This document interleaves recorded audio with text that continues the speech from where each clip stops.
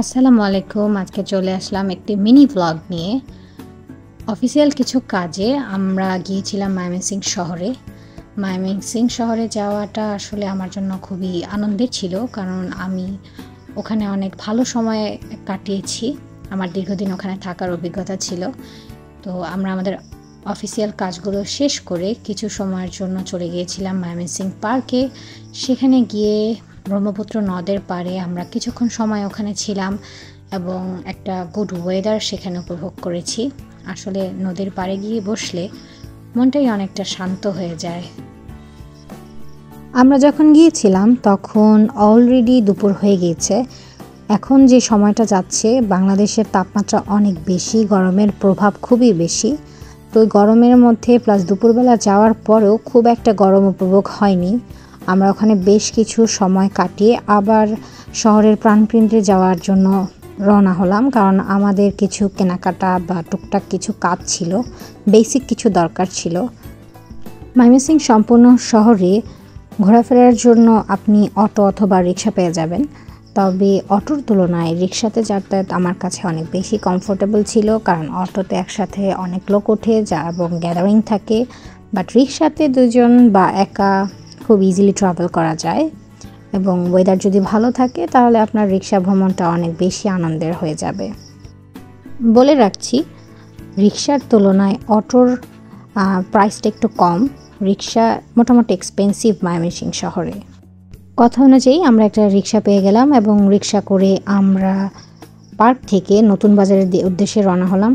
ওখানে মেনলি আমরা আমাদের দুপুরের লাঞ্চ করব এবং লাঞ্চের পর টুকটাক যে কেনাকাটা আছে সেটা করব। আমরা অবন্তী অ্যারোমা রেস্টুরেন্টে বসেছিলাম এবং সেখানে আমি খুব একটা ভিডিও করতে পারিনি, তবে আমি কিছু স্টিল পিকচার্স নিয়েছি যা আপনাদের সাথে শেয়ার করলাম। লাঞ্চের পর আমাদের কেনাকাটার পালা। আমরা চলে গিয়েছিলাম টপ 10-এ। ময়মনসিংহের টপ 10-এর আউটলেটটা অত্যন্ত সুন্দর করে রিক্রিয়েট করা হয়েছে।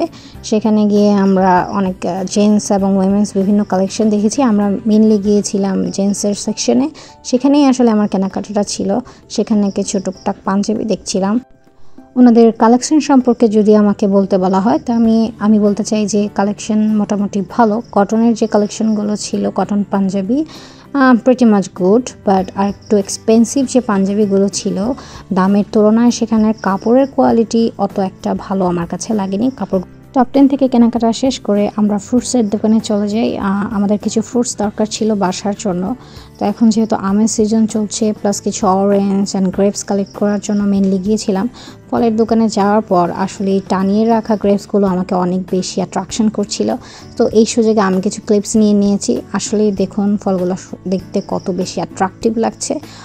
ফ্রুটস কালেক্ট করার পর আমি চলে গিয়েছিলাম একটি পেস্ট্রি শপে। সেখানে আমি একটি ডার্ক চকলেট কেক অর্ডার করেছিলাম ফর মাই ইয়ঙ্গার ব্রাদার। ওর জন্য কেক কালেক্ট করার পর আসলে কোনো বিশেষ পারপাস ছিল না, জাস্ট এমনি ও খেতে পছন্দ করে সেজন্য নেওয়া।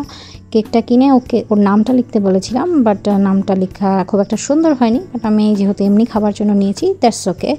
দেন এই হচ্ছে আমার আজকের ব্লগ। কেকটা নিয়ে আমরা বাসায় চলে যাই।